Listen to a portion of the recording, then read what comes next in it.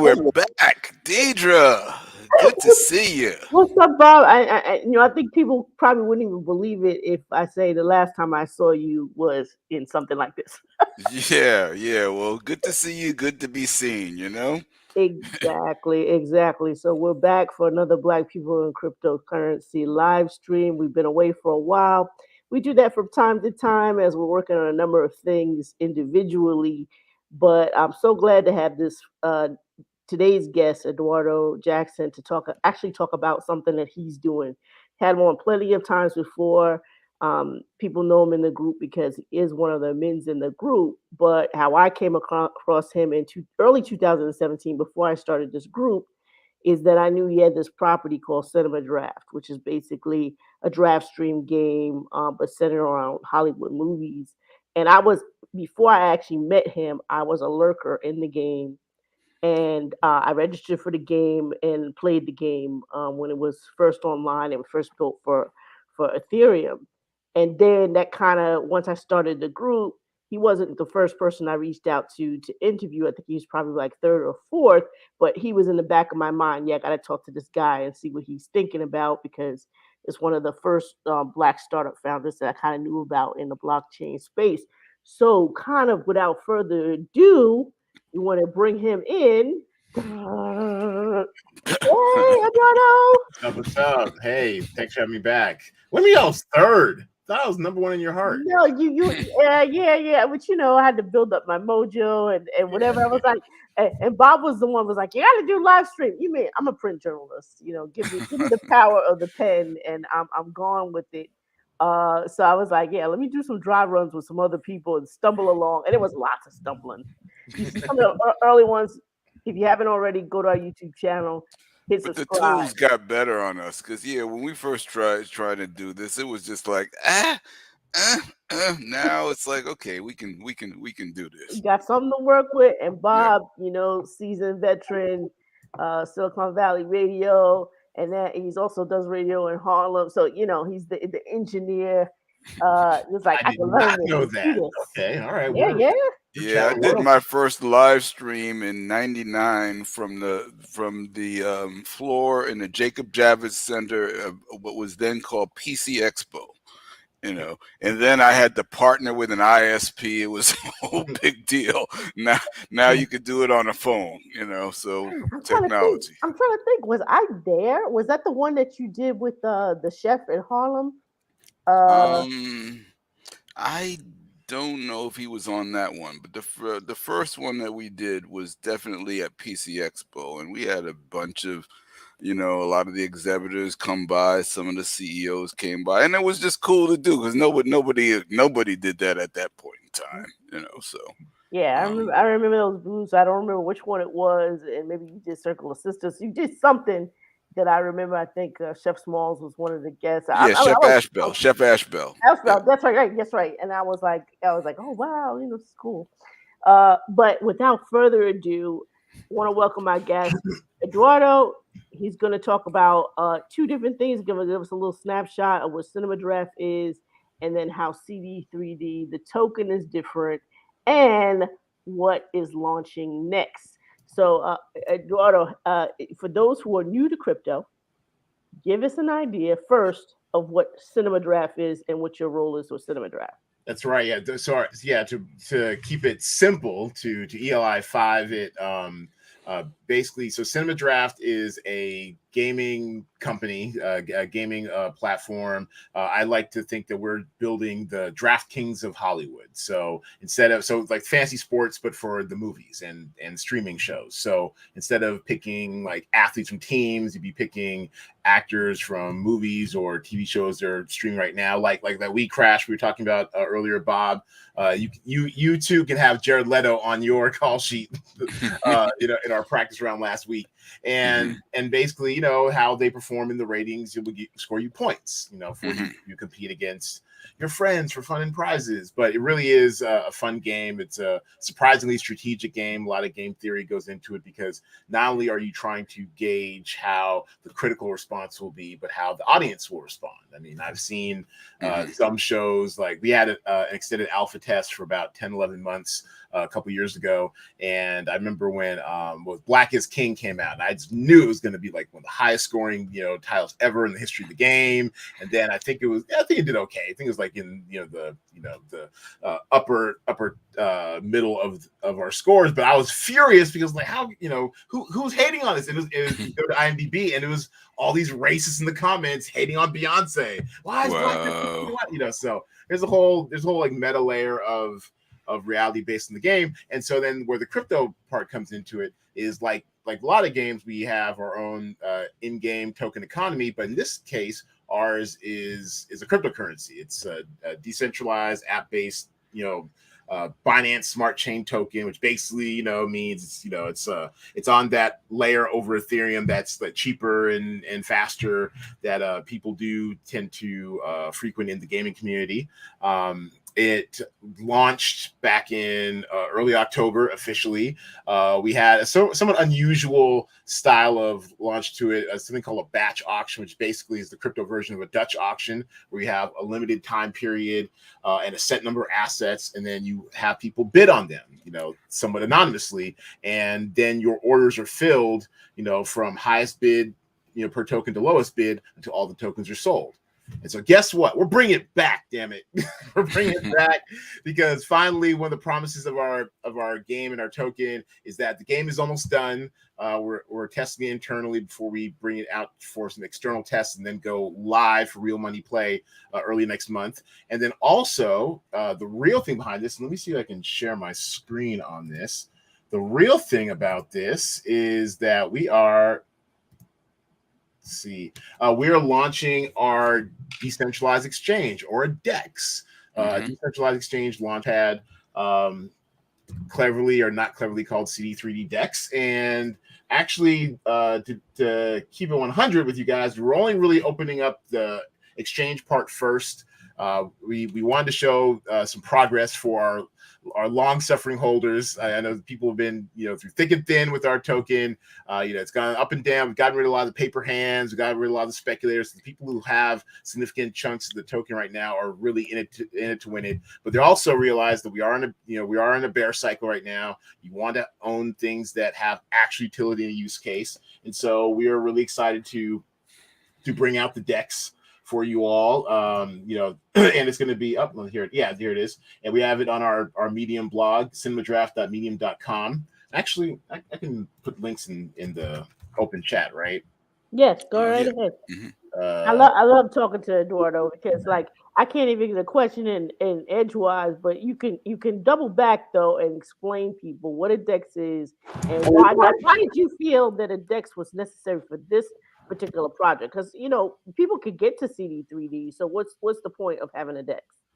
Oh, okay, good. Well, so it was for me, it was twofold. One, it was another revenue stream. Exchange, you take exchange fees by swapping your token with other Binance Smart Chain enabled tokens and what have you. And two, also just having a place for the token to shine, really, because you go to other decentralized exchange and they're lots. I mean, it doesn't take a lot, honestly, to throw up a decentralized exchange. You see them popping up all over the place, but Pancake Swap, tends to be like one of those popular ones, and your token will get lost in there among thousands. And then with ours, by creating our own exchange, we add another layer of utility to CD3D, but making sure that we integrate it into the fabric of the deck. So, for example, especially with the Launchpad, if you're launching your own token, let's say Deidre Coin. Let's say you're doing Deidre Coin and DST Coin. You probably won't launch that. DST Coin over on CD3D DEX. If you launched it using CD3D as one of the exchange token of choice, so people would buy CD3D, exchange it for DST Coin, and so forth, then we would give you a 15% bonus for using CD3D, as a token creator.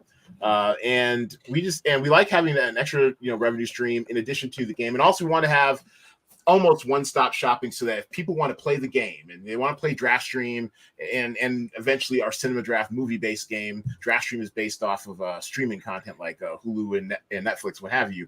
If people want to play those games on our gaming platform, they can go to CD3D DEX, buy our token. We'll make it super easy to get over to DraftStream and start playing games instantly. Put up your CD3D to win more CD3D. And right now, it is as cheap as ever going to get. It's down there around just under 3 cents. And that's actually the price we're starting the batch auction off at. Is at a minimum bid is going to be 3 cents. And so basically, the idea behind the batch auction is we're going to have a 12-hour period on March 30th where people can come in and submit their bids for as many tokens as they want, and up to 15,000 BUSD worth. We're using the dollar-backed stablecoin BUSD as the exchange token, and fill your bags. Put up what you think it's worth. A lot of people will probably bid minimum, but if you feel like we're going to sell out our 8 million tokens, then you might want to bid a little bit higher. And then once we get all the bids, we'll sort them highest to lowest and fill them until all 8 million tokens are gone. Wow. And also, the reason why we did create an exchange is that no other exchange is really doing that. We actually got the idea of doing a batch auction from a different fledgling exchange, and they never quite got their act together. But I love the idea. I'm like, I don't really see this on any other launch pad or whatever. So we definitely adopted it for our own, and we look forward to hopefully popularizing it, especially for well-marketed tokens with strong use cases. Wow. Now, do you have any concerns in terms of the legality of everything you're doing? I know that the recent news that came up in our group is that the SEC seems to be targeting library, and library always kind of had a utility for their token. At least you could use it for premium content. Any concerns about launching the DEX or your token in general, CD3D? Wow, that's a good question. Well, actually, I think honestly, the faster we can get this sucker out, the better. Because once it's out there, on the internet, it's a decentralized, exchange. It lives there forever. I'll never forget looking on Twitter like maybe about a year ago, and someone was kind of, I think it was Anthony Pompliano or somebody was kind of bagging on the legality of like Uniswap, whatever. He's like, yeah, they be careful about Uniswap and trading on there. It's you guys might get in trouble. And then I think it was Ryan S. Adams or one of the guys who's like behind Uniswap was like, well, it's decentralized. I guess I can't stop them from trading. I guess I could say, stop, please stop, but they're going to still be trading. So I just thought that was kind of so I think once we get out there, that'll be helpful. But also a short anecdote. I did have a run-in at a Seattle-based tech fair.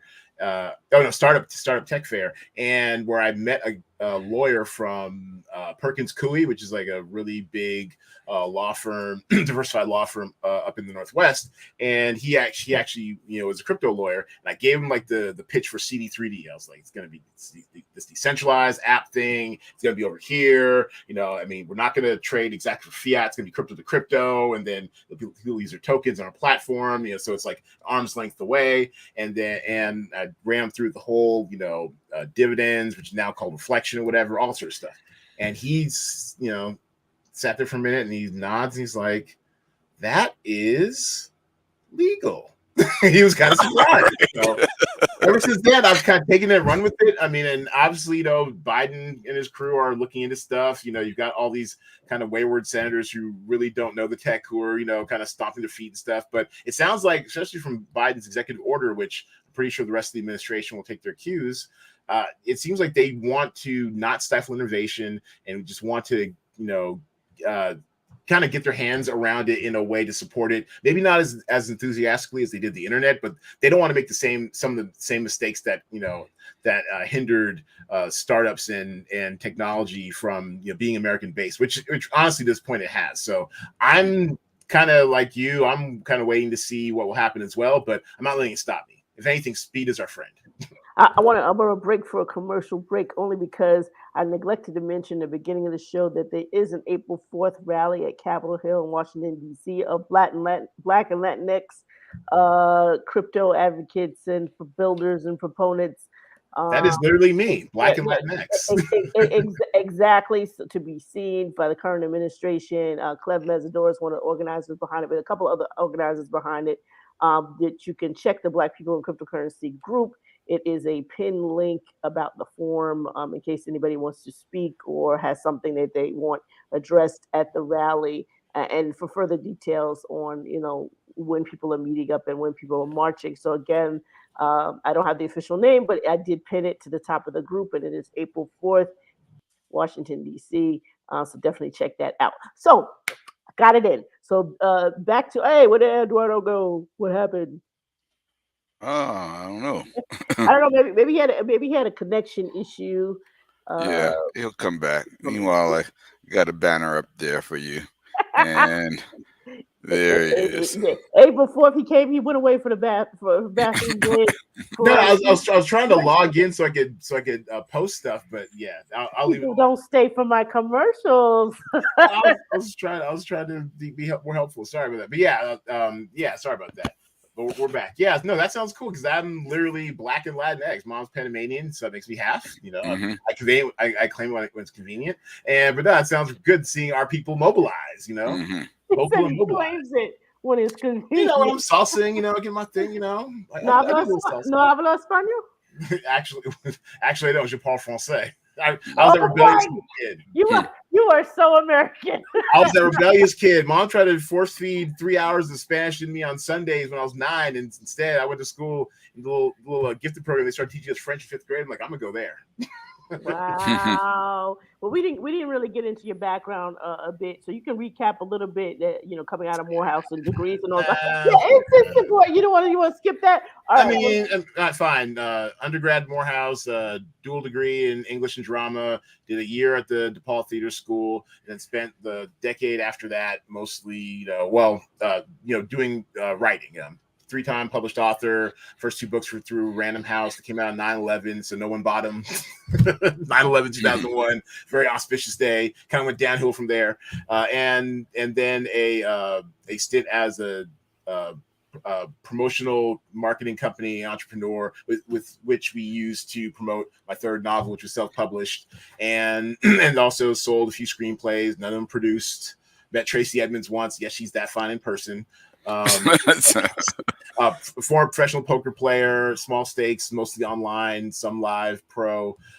Worked for a fledgling online Bitcoin poker site, which never quite got off the ground, called Infinity Poker, RIP. And then it's kind of brought me around to what we're doing now. I think Cinema Draft is kind of like the nexus of all my skills. Got the the creativity side and the writing side too. I love film, entertainment, movies and stuff. We left my own devices. I was actually a Movie Pass. We can talk about that if you want to a little bit. I was a Movie Pass super user. 93 movies in 10 months. I bankrupted Movie Pass. Thank you very much. Yeah. Actually, you tested the model. Yeah, I helped break the model, absolutely, and I had a good time with that. So I'm definitely that guy who's always into movies, creating, writing, that type of stuff. And so combining that with my love of game theory, which was really enhanced, shaped by my professional poker training, also my marketing background, because when you're a mid to bottom list author at Random House, you really have to do all your own marketing to get the word out there. Yeah, I really think that Cinema Draft is the coalescence of all my major skills, to be honest with you. And you picked up a little tech along the way too, which you didn't talk about, but obviously. I got coding. I mean, I'll dig you a spreadsheet. I'm swift in Excel or Google Sheet, but yeah, otherwise I'm all right. Right. But one of the things I like is that you created your own roadmap. You're not, a lot of these other projects, it just seems like the blind leading the blind, and literally walking into what would apparently be obvious landmines. But you seem to have negotiated your way around a lot of the landmines in terms of how you've set up Cinema Draft. Well, we can talk landmines if you want to. I mean, I'm out here like an idiot giving free advice in the comments in Black People in Cryptocurrency. You're like giving and honestly, I talked to Deidre about this. I need to hang up a little shingle when I get some time and just offer to do like pre-audit services, because what I found was kind of interesting is that a lot of token projects come out, and I've learned a lot. I've been in crypto since essentially March of 2013. Bought my first Bitcoin at $88 per in April 2013. So I've seen a lot. I mean, some people have come in earlier. Once I was on a panel, the guy who bought Bitcoin, like, I think 2010 or something, like, for $1 each, and I asked him, like, what was that? What's that like? Own that these days? This is like 5 years ago. He's like, it's like a slow moving lottery. It's like waking up to a slow moving lottery every day. Every day. So I'm not quite that early, but I've seen a lot in as far as trends, what sells, projects, teams, utilities, come and go, and yeah, I can be very matter of fact when it comes to looking at someone's project or their white paper or whatever and breaking it down. But I mean, we kind of need to be at this point. I mean, we aren't at the point where this is new to everybody. I mean, something like 18% of people in this country own cryptocurrency. People at least know what cryptocurrency is now, thanks to a crypto-sponsored Super Bowl everywhere. So there's really no excuse not to put our best foot forward and to use our collective knowledge, if not generational pain, of losing projects and what have you, to create better projects. And we can't have just these because black coins. We can't have these meme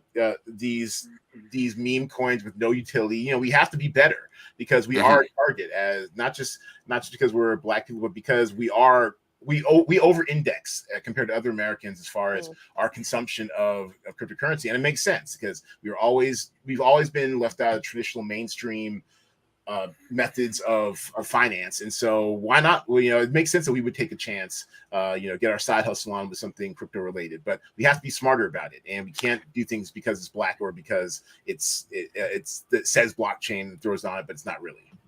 I just think you nailed it, which is the upside is obviously we have the opportunity to go into this space where we're not shut out. And if we can get facility with how things operate, we can actually be ahead for once in our collective lives. But the downside is that people are so thirsty and they keep chasing the same old scams repackaged. I mean, how many times do we just see the cycle where they just kind of change the names and colors, and then here it comes again? And sometimes don't even change the colors. It's black and gold is the trigger color. They'll let them change it to something else at some point. Right. But it's like that color scheme almost now is like, okay, well, you know how you can tell an undercover cop in a New York City station? Oh, is he wearing blue? That's the trigger for me, that I'm like, all right, you're not an alpha, so I don't know what's going on. But we talk so much about what looks bad. Have you had time to take a look? I hate to tell you, Deidre, but your background now, you got black and gold. I do. I'm wearing black and gold. But I don't have a coin. I'm not. It don't matter. We were talking about Deidre coin earlier. That's right. I'm not even coming with a coin. Not even selling that. But we've had. I told somebody, quite a few people privately, that actually interview me about different stuff, and I said that Eduardo has one of the best tokenomics minds within the black community that I talk to, because he sees things that I don't even see, and I need to break down. What have you seen, Eduardo, aside from what you're working on, that you think is smart? Because now we want tips. We need right. Yeah. More freebie stuff, right? Yeah. No. So I think it's funny, because there was a recent post in BP&C, someone asking, "Oh, what do you think of these 3 coins?" One I never heard of, but I looked it up. I think it was called Reflex Finance. Seemed like an interesting idea. They claim that they're assuring that their launch pad's going to be rug proof. I'm like, okay, I don't know how you do that, but sure, we'll see it. but they brought up SafeMoon, of course. I went to town on that. If anyone's interested, I have a mini dissertation on how SafeMoon has been, I don't say doomed from the start, but doomed from after. If you got in after April, you're just not going to make any money. It was doomed from the start. Yeah. It was kind of doomed from the start, and it goes into a lot of ways. The biggest reason is an invention of its own making, which got really popular, but over time is not borne out, which is, auto liquidity. Basically, with every transaction, they're putting out they're matching liquidity both in BNB and their SafeMoon token, and adding it to an exchange so that there's always a place for people to trade their tokens. And look, I as a concept, as a pure concept, I get it. It makes a ton of sense. We do not have auto liquidity in CD3D. People have been big mad about that because a lot of people are looking to dump the token, and there's not enough liquidity out there for sellers to connect with buyers at the moment. And that's honestly a little bit by design, because once we actually have utility, we've kind of structured it so that on a regular basis, more liquidity comes out. But these tokens that come out with a bunch of liquidity and then keep adding liquidity with every transaction, if they have a large token supply, and by large, I mean, honestly, anything 100 billion plus, but even anything over 10 billion makes me kind of, because I mean, one of our most perfect, coins is Bitcoin. It's only 21 million. It's good enough for Bitcoin, I mean, that kind of scarcity, it should be good enough for you. But something like SafeMoon came out with 1 quadrillion token supply, which is absurd on its face. But then you add in the fact that I think it was 2.5% of every transaction in their transaction fee, because I think they had like a 10% transaction fee with each transaction. 2.5% gets split in half and provided equally in BNB and SafeMoon into like Pancake Swap, whatever. So with every transaction, especially as it gets more popular, you're adding more liquidity. And when you have a token supply that freaking big, it falls into what I call a liquidity trap. And actually, I don't even call it a liquidity trap. I would love to say that I found this, but I found an obscure post on Reddit, and it comes and goes. I think this guy gets chased off Reddit here and there by the SafeMoon army. So I'm not sure it's still up, but this guy came up with the term liquidity trap, because they get so much liquidity, because especially when it gets popular, because with every transaction, you're adding more liquidity. Soon you have more supply than you have demand. And look, I just have a lowly MBA from the University of Phoenix. Not Wharton, it's not Harvard, but I did stay awake in econ class. I got an A in that class. And I am very well versed in, supply and demand. And one thing that made sense to me about the liquidity trap is when you have a token supply that large, you're creating liquidity with every single transaction. I mean, it makes sense you're going to have more supply than demand, unless you have a historically hot token that never cools down, which no one ever has. I mean, these things go through ups and peaks and valleys. So people who got in after, say, April are kind of stuck. I mean, I don't know how you make a profit from that. And the best thing about SafeMoon is that they actually tacitly admitted their mistake by coming out with a version 2 that basically gave version 1 holders a 1,000 to 1 reduction in tokens. So basically, you can turn in 1,000 SafeMoon version 1 tokens for 1 version 2 tokens. They basically admitted, all right, we had too much token supply, are bad. That's still only brought it down to like 1 trillion, and they're still doing auto. It's oh man, it's just I think they did stop the swap and liquefy, which is also what it's called too, swap and liquefy. But it's funny they keep making some of the same mistakes. Too big a token supply. Their leadership is very not impressive. They've had a lot of leadership leave, except for their captain Hodl guy, whatever. So I don't know. I'm not a fan of SafeMoon because the irony is that they had great branding.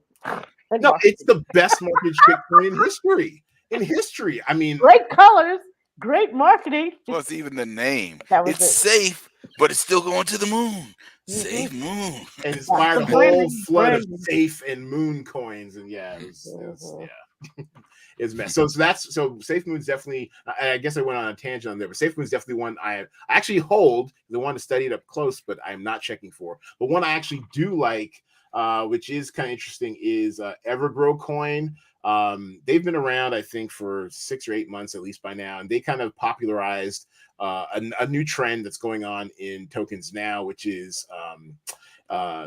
auto rewards, auto stablecoin rewards. So a lot of these tokens have auto rewards. CD3D has auto rewards, and I actually take it back to my days, looking at P3D. So P3D came out like about 4 years ago at this point, and really kind of was the only thing I made money on during crypto winter, the last crypto winter. But they, in this case, instead of doing rewards in your token, like most tokens do, like my token does, you get rewards in a stable coin. So if you want your money right now, like it's not going anywhere, then you can with these type of Evergrow type coins, you get BUSD or USDT rewards as part of the transaction. So in their cases, so their case of auto rewards, and instead of rewarding in their token, I guess they go out and take the money that was bought with the token and send some of it back to you as part of rewards. That's kind of a cool idea. I'm not sure if I will pursue doing a token like that, whatever, but I think it's an interesting idea. I kind of want to see how it plays out a little bit longer. They also do some swap and liquefy, like in auto liquidity, what have you. So I'm kind of interested to see how they do that as well. But I think they only have about 100 million tokens like that, which is the token supply size of CD3D. So yes, anything honestly over 100, 500 million, whatever, you're just kind of doing too much. But people like getting, I've got 1 billion Safe Moon for like $40, whatever. It's like, and as you like to say, Deidre, it's not always about like the, how many you have. It's, price, product, and plan. What is the plan? Yeah. They did the product and the plan. I mean, you got a lot of criticism in the Discord with the APOB picks, especially with Cedo and Sifa and even Clever. I don't know, like I don't even get the whole Clever attack, because I'm like, we had always said in the beginning when we were doing ABOB that we were picking things that don't have high fees and not association. So that kind of ruled out Ethereum. But we're also picking things that at least we could see on the surface they have some type of product or some type of function. Right. And Clever keeps coming out with stuff and keeps modifying stuff. But people are like, oh, well, the coin is whatever the coin is, three. And I don't look at coins as much as I don't look at Bitcoin. Like I looked at Bitcoin like right before we went on this call, but I haven't looked at Bitcoin in probably 2 or 3 months. Oh, whoa, really? You had no idea what it was doing? It doesn't really matter to me, because in my mind, understanding how it works, I know it's eventually going to go up. Yeah, exactly. So I'm not doing, but the speculators, get people out of the speculator mindset that they're going to buy something, and then like what they're seeing being fed to Ford contributor writers and other stuff, that it kind of skyrockets and you immediately become rich and buy a house. I mean, that's like we're like watching lottery winners when it comes to that type of scenario. Has it happened? Does it happen in the industry? Yeah. And are there lottery winners in your state? Yeah. But that's not probably going to be the path for most people. So we're going to try to look for things that have some type of product, some type of growth. The team is doing stuff, and it's still a gamble. It's still also like, don't throw your life savings in there. Maybe go for the minimum, and then or go. We always say, never invest more than you can afford to lose in its entirety. Exactly. So, picking winners, losers, and then telling people to mine, why, and this, that, and stuff like that. When it's always something with criticism, and I always feel that the criticism always comes from people that have the speculator mindset. Like I'm looking for that piece of gold, and then I'm gonna be rich, and there's no strategy behind that. And they want it yesterday too, and especially so. This is one thing I think that as an industry, we're having a hard time kind of wrapping our minds around, because there's always some new shiny, object in some corner of crypto that does have some outsized gains, right? But honestly, you can say about pretty much every market. There's always that one thing. Oh, I got into Tesla when it was at like $100 or whatever. You're always gonna have somebody who got in early on something that did really well. But with crypto, part of the issue with the industry right now that you're kind of trying to come to grips with is that it's not a mature industry, but it's more mature for crypto. I mean, cryptocurrency, Bitcoin, the original cryptocurrency, that invented cryptocurrency, has only been around 13 years. I mean, the sample size are a joke, and as a poker player, we deal with like sample size everything. Sample size of everything is a joke. It's very. I find it. I find it almost like wishful thinking, to an extent, to try to really predict, the flow of the markets for this type of stuff. It's just we just don't have enough data, essentially, right? But we are in a period of slight maturation. We have tons of venture capital and industrial and institutional money in there, and major play. I mean, we had Biden's executive order basically looking into digital coin, a CBDC. So this thing is shifting to another phase. So we're not saying that you can't make outsized rewards, you can't make consistent passive income, all the other stuff, but we have to kind of get out of the mindset that we're gonna hit each one for a lick overnight for like 100x. Are there tokens out there that do that? Yes, and there are places that you do not traffic in, Deidre, and I barely traffic in sometimes on those discords, the crypto moonshots boys, those cowboys, those space cowboys, where they're looking for their next 100x, 10x, whatever, and they've done it enough times early on that, yeah, they got money. I'm gonna ape 10 B&B into this or whatever. Shit, that's like $4,000. But for some people, they can do that because they got in early. But we're kind of, in general, unless you're highly specialized in those type of spaces or you're really on the cutting edge of this type of stuff, you basically need to look for something that's going to give you like a solid long-term return or has actual utility, so it's not going anywhere. And I think too many people, and also the outside crypto mindset, still reinforced by things like NFTs and also in the explosive hype around that type of stuff, that people are still too trained by the propaganda that Bitcoin is either a pure hustle or it's just some get rich quick scheme. It's not. We're transitioning to another period. Yeah, I just checked CoinMarketCap. We're at 18,445 cryptos that just they monitor, and we always know there's more than that because not everybody gets on CoinMarketCap. Market cap. They reject their application like twice. Oh yeah. It was hard to. I think it was hard for even Wive. I think Wive just got there, but it's actually really hard to get if you're not VC connected. And we'll talk about that related to your project too. If you're not VC connected, it's really hard to get listed on CoinMarketCap because they're scrutinizing. They're like, "Oh, where you coming? Who you?" That type of thing. So it's actually not an easy process. So with it not being an easy process, there are still 18, and to give some perspective, something like I say it was April or May, they were at like 11,000. Oh, so really? that's a tremendous amount of growth between last spring and this spring, basically almost in April, of how many they've already added, and they're not the sole listing place. CoinGecko, I think, and a couple other places, but they're the one. They're the one the name everyone knows in terms of that. But in terms of like Cinema Draft, what's your feeling? Any buzz in terms of the VC sector or anybody? Oh Lord, the eyes are rolling. She set me up. No, she set me up, and I'm not going to take the bait. I will say this, though. So answer the question.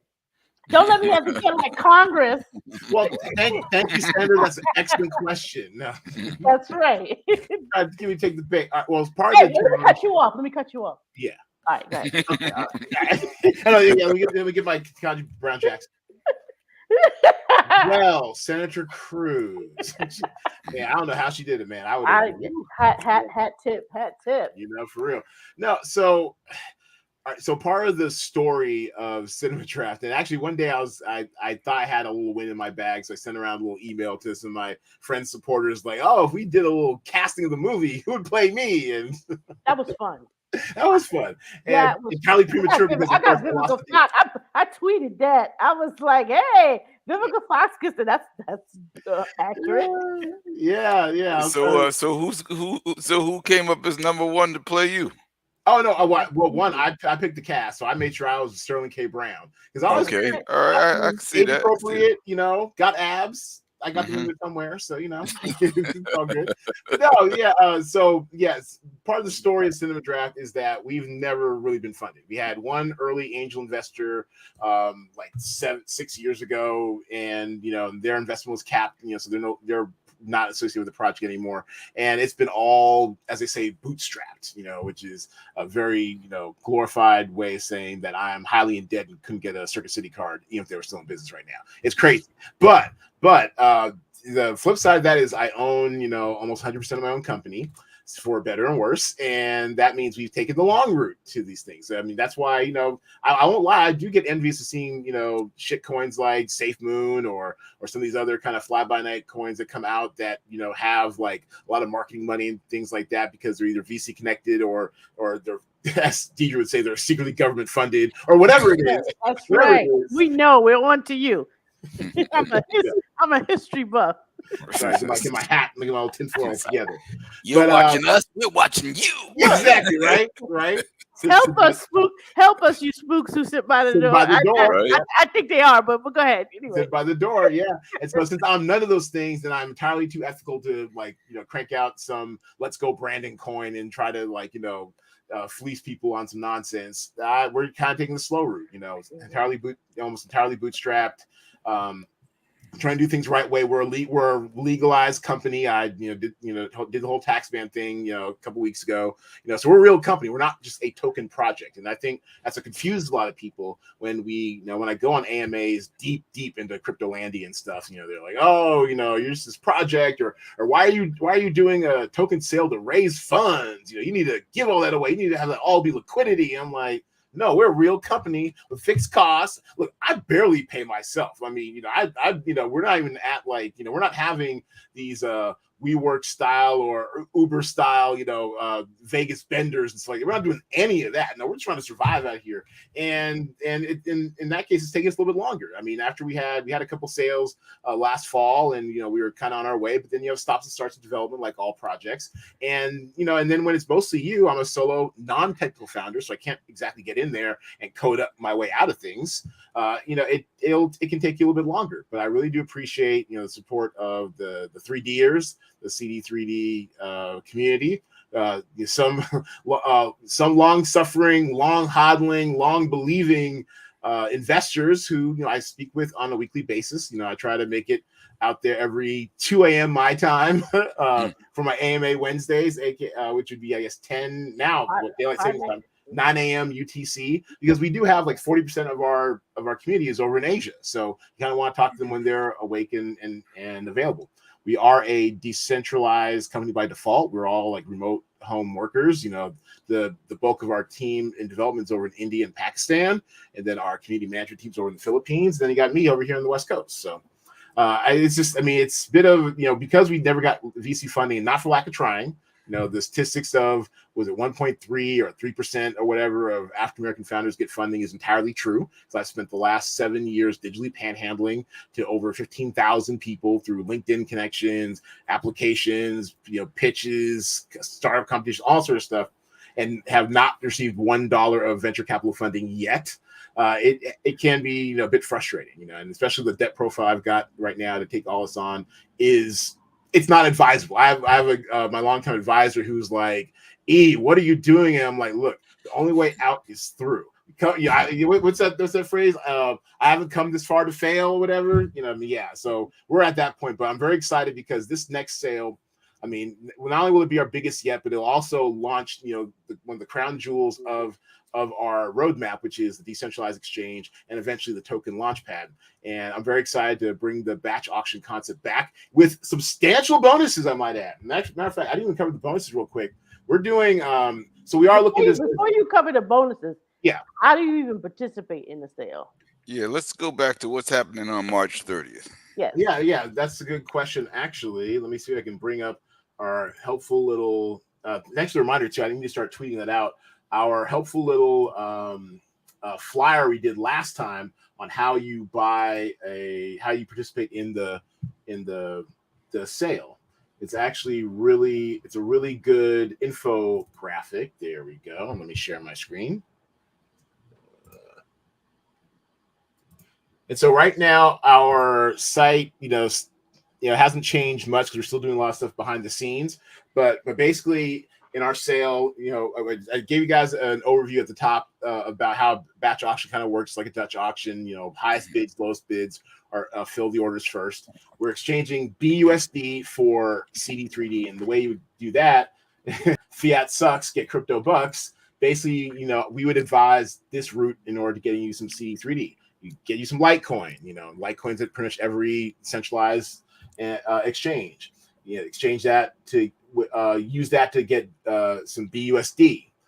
You swap LTC for BUSD on a platform like ChangeNow.io. And quietly, ChangeNow.io has become one of my favorite go-to places for swapping into the Binance Smart Chain because the fees are really pretty low. They've got a lot of different tokens and coins that you could swap into pretty cheaply. And so you swap in, you exchange your Litecoin for BUSD, and then you're halfway home, you get your BUSD. And then when we start our batch auction, which will start at 10 a.m. UTC, so do the math wherever you are. On the West Coast, we are -7 UTC. So for me, that'd be 3 a.m. and we'll be kicking it off right after our normal AMA Wednesday, which starts at 2 a.m. Pacific time. We'll have a 12-hour bidding period where you can come to the site, submit your bids, take your BUSD to the site, and exchange it for CD3D.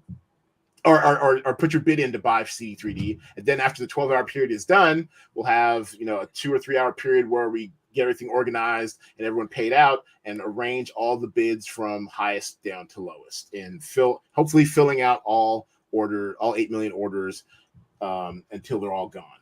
And so, in speaking of that, I want to draw light again real quick on how the sale works. So basically, we're making it super easy and really cost effective for you to buy our tokens. We're starting off at essentially 3 cents minimum bid. So any bid you put in has to be at least 0.03 BUSD, at least 3 cents in BUSD, which honestly is just about where we're at right now on our CoinPapikra numbers. Yeah, we're just under 3 cents. So it might be 3 cents, might be a little over 3 cents. Who knows at that point? But the cool thing about our sale is that when you put your bid in, if you're buying at least 1,000 CD3D, so at 3 cents, it's what, $30, right? If you're buying at least 1,000 CD3D, we will match an additional 30% in CD3D. So if you buy 1,000 CD3D, you are essentially getting 1,300 CD3D. All right. So basically, that reduces your effective cost if you bid the minimum 3 cents to essentially 2.1 cents, which is significantly cheaper than our token price right now. But if we sell all 8 million of our tokens, then we'll reduce another 10%, which will basically bring that down to 1.8 cents. And also we'll be in volumes you can't get anywhere else. While our biggest market right now, decentralized, is on ApeSwap. It's definitely, you could probably buy all that out for like, I don't know, $5,000 or $10,000, something like that. Whereas here, the maximum amount you can bid up to is 15,000 BUSD, which not even the protocol will allow. The protocol normally caps. We have an anti-whale mechanism where you can't buy more than 150,000 CD3D at once. If you bought at the minimum bid and it passed at $15,000 worth of BUSD, of CD3D in BUSD, then you'd be basically buying 500,000 tokens, which would make you a top 10 whale right now. I don't even have 500,000 tokens, so that'd be pretty cool. So yeah, so I think it's gonna be a really interesting experiment to see how people turn out for this stuff. We'll be relentlessly promoting it to get the word out. And yes, we do want to raise some funds. We will be using this to man the operations of our company. And depending on how much that we raise, especially if we do sell out, we'll be looking to put more liquidity back in the system, and also, but mostly our system. That we'll be using the liquidity to help launch CD3D DEX, so you can go to our site and trade on our platform instead of others. Wow. What's the roadmap for the game? When is Cinema Draft scheduled to? Good question. So Draft Stream is our streaming content version. Let's take a look at. I keep forgetting the game is called Draft Stream. Cinema Draft is. No. But we also have a Cinema Draft game, but because of the pandemic, we actually shifted to a streaming content model first. Because we were all full steam ahead on the box office model. Cinema Draft is the box office model version of the game, where we take the box office numbers and convert those into points. But because box office went away overnight, we did turn our attention to Draft Stream, and the box office is still kind of recovering. It's almost there, but it's coming back. Yeah, but I feel like we've got another variant on the way, and people just have their heads in the sand. So I don't know. I'm very germophobic like that. Whatever. Anyways, so 2 different games. Draft Stream is predictions related to streaming services, and Cinema Draft is just box office. Exactly. Yes. Well said. So, and actually, this should have been updated by our front end dev, but good help is hard to find.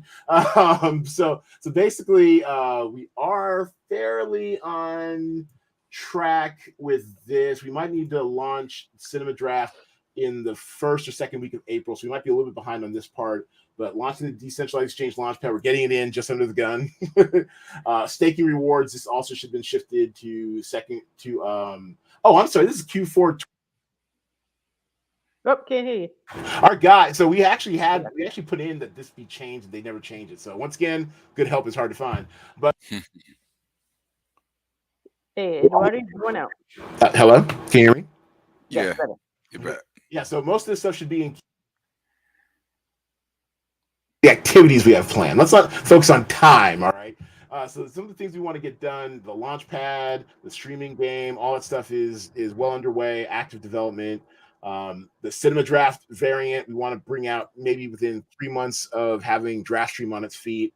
More. We want to start hosting people on the CD3D DEX to launch their own tokens once again, USD coin. Come holler at your boy. We'll even help you make the token yourself. We even have a contract that will help you create your own token on the CD3D platform. So not so. So when you're playing the game, like how does the coin factor in? You put up a bid of I'm putting up 50 CD3D tokens and putting in my call sheet or is there a set fee? I mean, how's that gonna work? Yeah, great question. So we're gonna have 3 tiers. We're gonna have a free-to-play game where people, pretty small pools will give away, fiat money, will PayPal you whatever, very little money, just like we did during our alpha and beta testing. All right, can you hear me? Yes, I can hear you. Okay, sorry.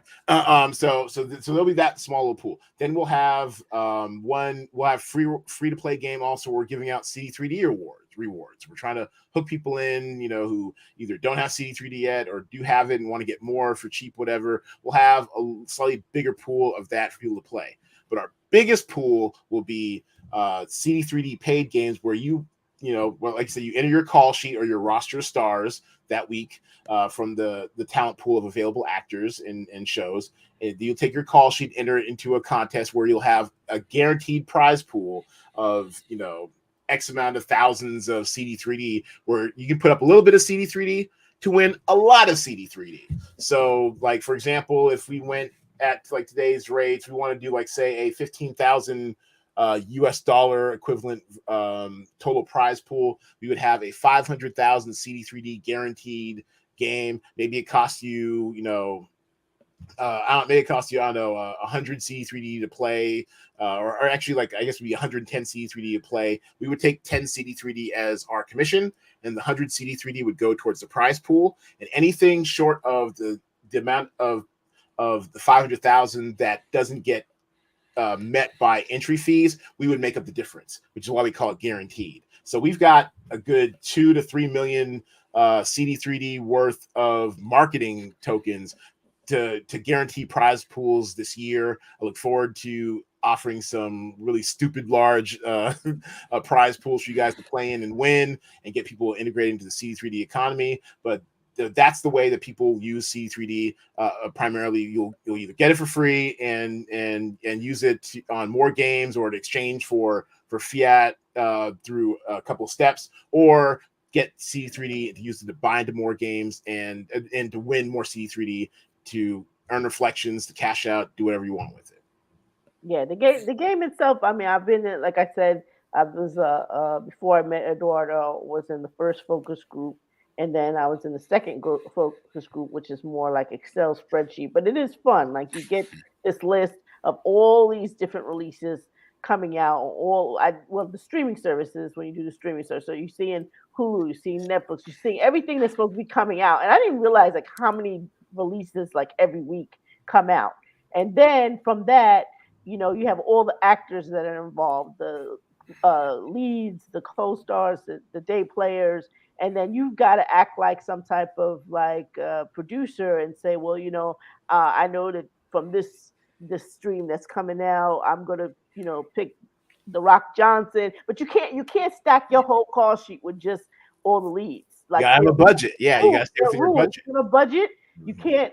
Every actor has a dollar amount tied to them, so you've got to strategize. Okay, well, I think these streams are going to be popular, but I can't actually afford all the actors from that. So I'm just going to choose one, and then this other one might be popular, but I could choose two here or whatever. So you got to stay within your budget, and then but the combinations, given how many different productions are out, the combinations of trying to figure out what was played. I remember when I was part of the focus group, I had said to Eduardo, this one guy that kept winning and kept beating Eduardo. I was like, he's got to be a Hollywood insider. He's got to. Beating me at my own game. Yeah.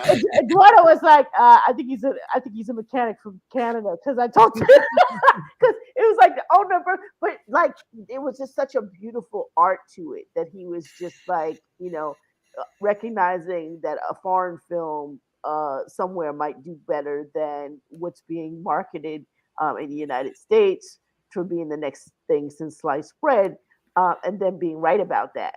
Just being able to look at the data. So it is very competitive. It's a lot of fun. Very skill based. You It's watch skill a, based. you watch a lot of trailers. You go to the Mhm. IMDb page a lot, looking at data, trying to act all professional, trying to figure things out. But yeah, it is a fun game to And play. the thing I love most about Cinema Draft, and one thing I definitely missed when I wasn't running one of the beta tests or actually building out the new site, was the what we call movie discovery. You're discovering new movies and shows that you didn't even know you like every week. And one I'll bring up that you actually knew about way before I did. Tijuana Jackson, Purpose Over Prison.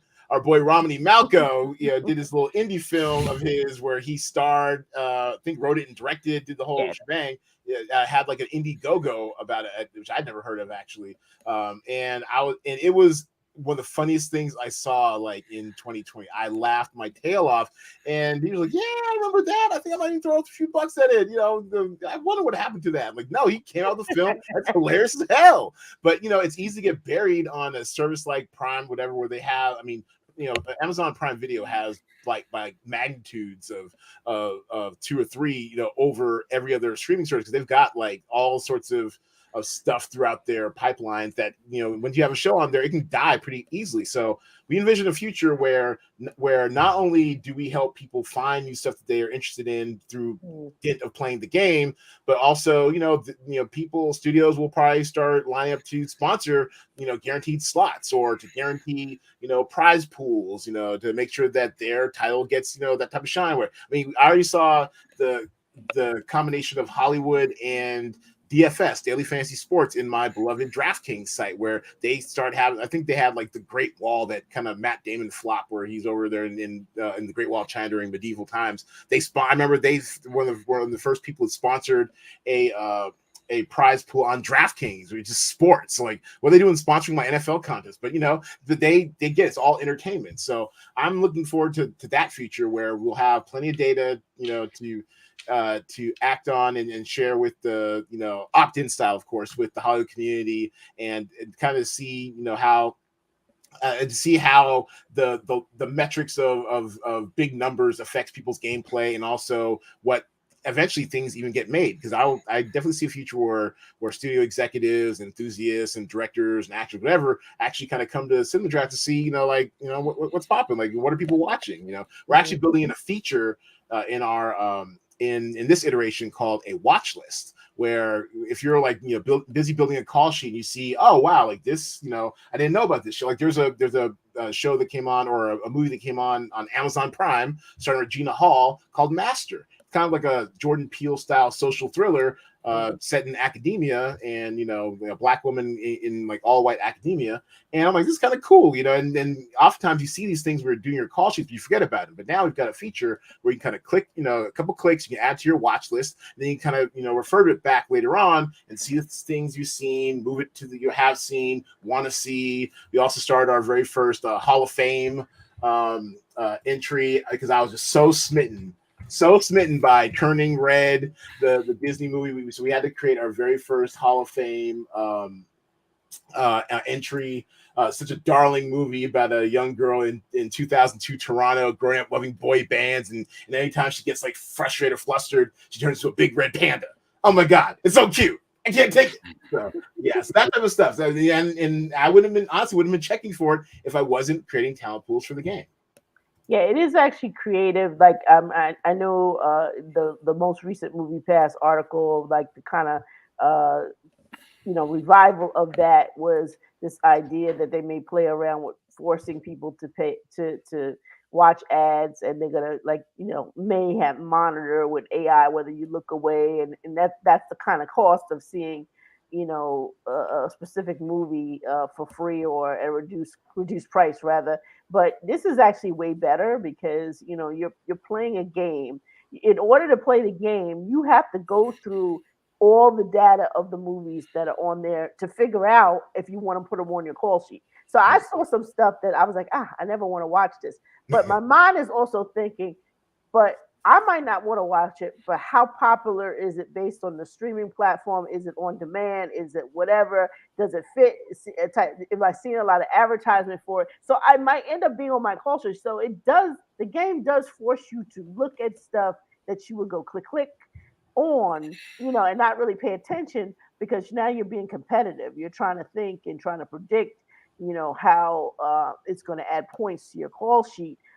But every single week you got to go through the whole thing, the whole gamut. You can't be like, well, I don't even want to look at that title because you might be missing the gem that needs to be on your call sheet in terms of one of the actors. So this is actually a little bit more of say ownership of the releases. It's not passive. It's definitely an active participation, and it's actually kind of like better because I do end up knowing more about films and things that you know passively you're like, okay, well, the commercial's on, I need to go get a soda or I need to get a whatever. But now it's important, and that brings me back to my first exposure to fantasy sports. My first exposure to fantasy sports was I worked for Starrett City, had a publication.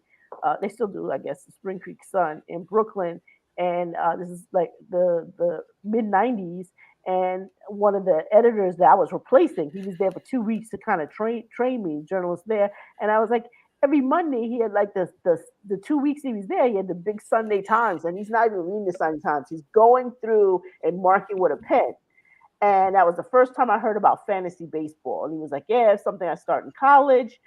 I own the Yankees, but I don't have the Yankees players.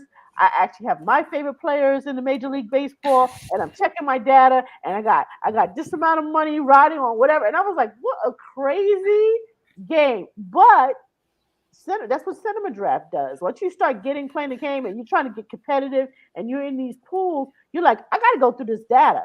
I got to go through all the trailers. I got to read the IMDb reviews. I got to.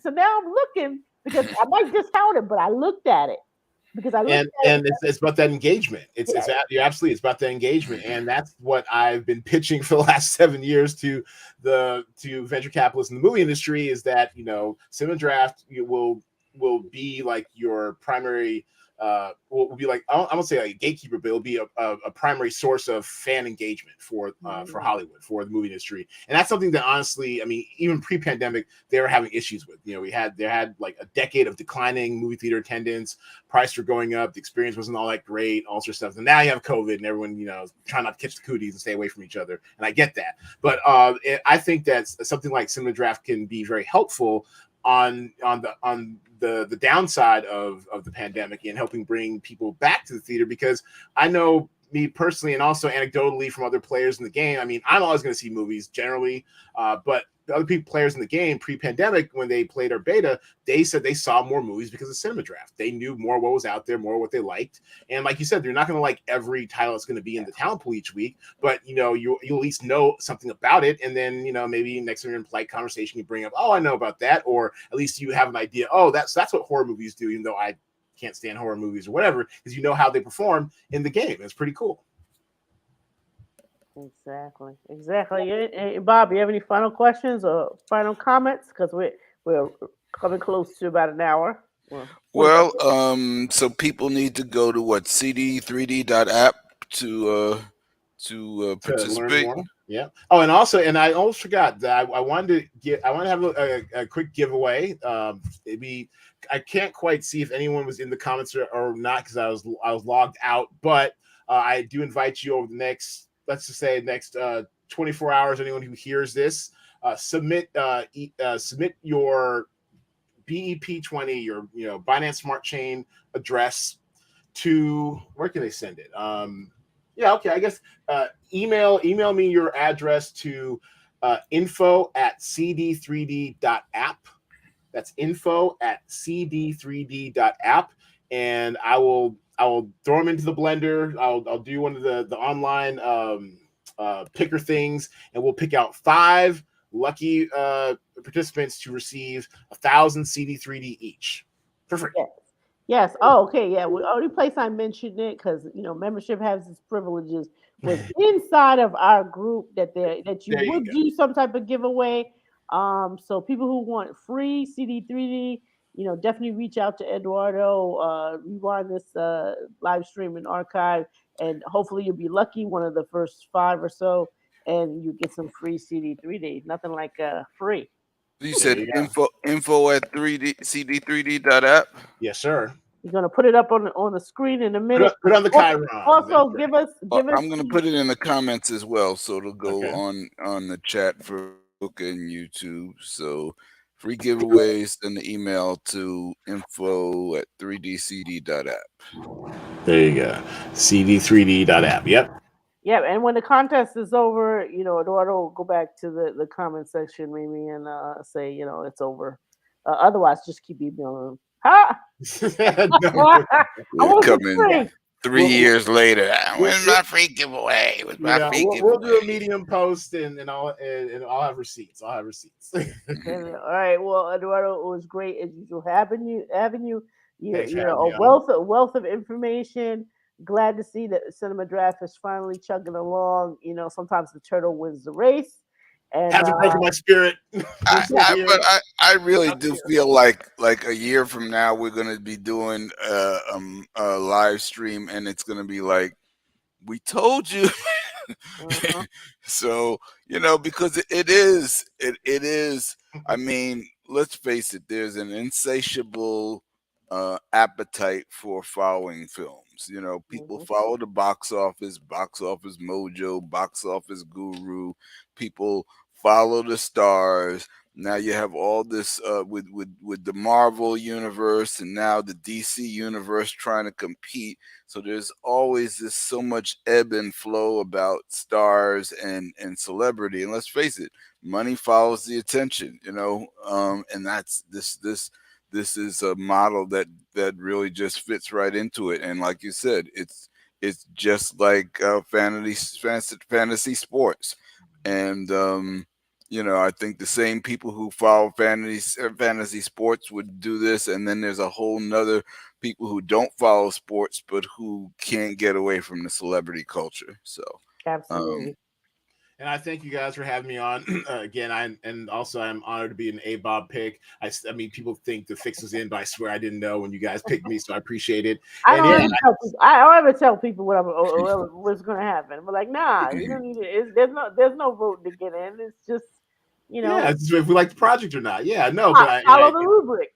yeah, exactly. And I appreciate the support and being part of Black people in cryptocurrency. I know y'all hate on me a lot of times, and sometimes I hate on y'all, but it's all love. We're trying to do better, know better, do better. And that's the spirit of this community. And I'm just, proud to be part of it and looking forward to seeing great projects, hopefully present company included, move forward. So, just keep, just keep doing better. Let's keep learning, educating each other on opportunities and just keep getting better. We're going to, we have a once in a generation chance to create generational wealth. That's my little tagline for crypto. shout out to Dewan Hart for the thumbs up on Facebook.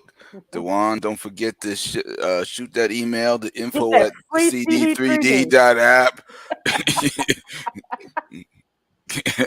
Get yours. You deserve it. All right. Yeah. And thanks for everyone who turned out. Sorry I couldn't see y'all because I'm just dumb at technology tonight, but I appreciate everyone who came out and who will listen to this or watch it later. Thanks a lot. Yep. All All right, right. guys. Take care. Thanks, everybody. Okay. Bye-bye. Let's go out on our theme.